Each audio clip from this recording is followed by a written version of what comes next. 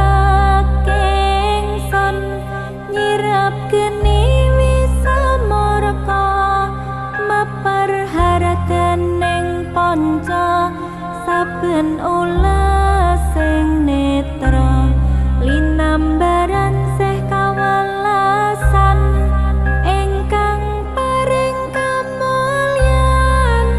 Sang Hyang Jati Pangeran Biwangga kalbu samudra pepuntaning laku tumuju dhateng Gusti Sat kang amur padha mati manunggaling kawula Gusti krentek ati bakal dumati mukti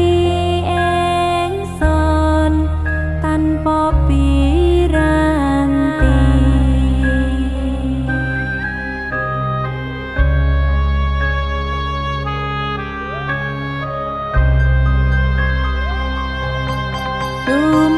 Tumepyaring suksma